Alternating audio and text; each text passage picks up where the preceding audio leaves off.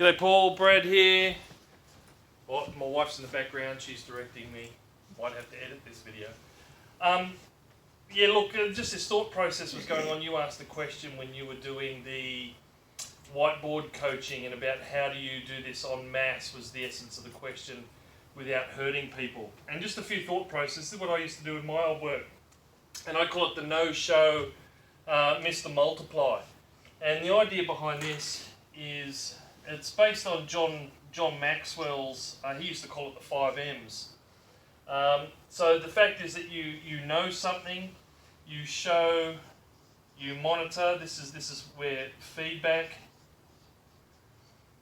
and you release and multiply.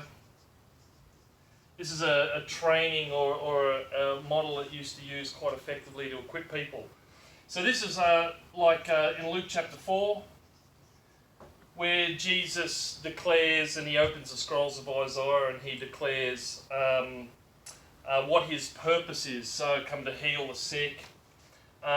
He then goes and shows the guys how to do it. So this is in the Bible, obviously, where he heals and demons. So he knows who he is. He then shows them how to do it.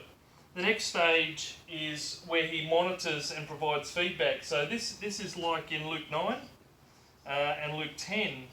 This is where he does the feeding of the 5,000, for example. So he actually prays, blesses the food, gives it to them to do it. And in the feeding, of the 72, where he sends them out and then they come back and they say, wow, I can't believe even the demons obey. And Jesus uses that as a feedback loop in here to say, yeah, sure, but you should celebrate that your name's written in heaven. So there's a feedback loop here. And then the idea of release. Luke 24 now, so Luke 4, and there's obviously in Luke 24 as an example, where... G'day. Hello. I'm just stealing the whiteboard. Where...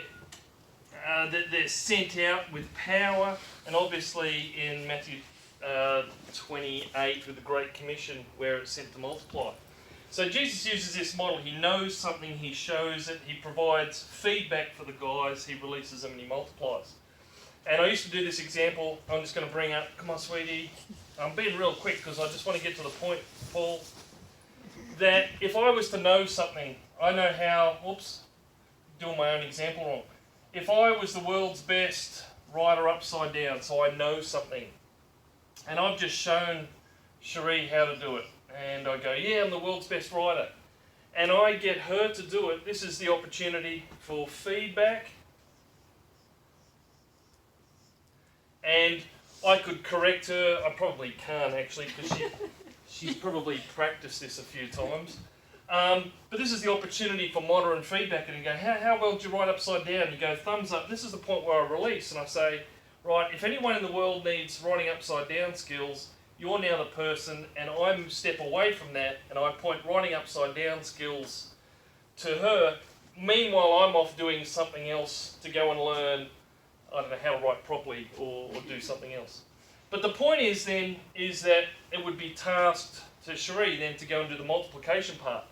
So for her to go and teach somebody else to write upside down. I actually used to have this in some performance appraisals of my staff, this model, and there was commensurate bonus, if you like, depending on how far they got down here. If you want to learn more stuff, you've got to give some things away. So in the context, thank you, you're an amazing assistant.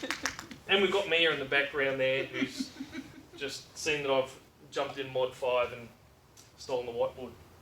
But I was just thinking, Paul, about the part where you know something. So when it comes to whiteboard coaching, you know that destiny journey that you did with people. And you certainly showed in the Civic and with the Bethel staff, over 1,000 people how to do that just last month. The question that you raised was something to the akin of, how do I do this and how do I do it in a way where I don't hurt people? And I think for me, what I heard is I think you've got a desire to get here and release and have multiple people move into their destiny. But it felt to me like the question was, how do I go about building people to get to this release point. How do I go about it?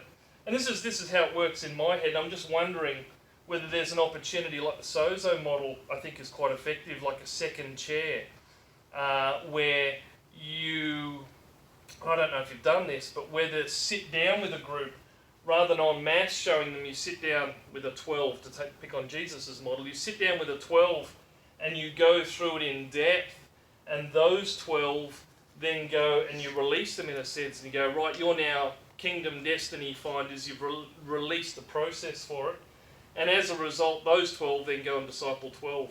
It's just an idea for me in terms of a picture that I use, the no-show Mr. Multiply, or John Maxwell's 5Ms, how to go about and equip people. Don't know if that tweaks any thought process for you about maybe how you can grow the whiteboard model out to have others go and do that stuff.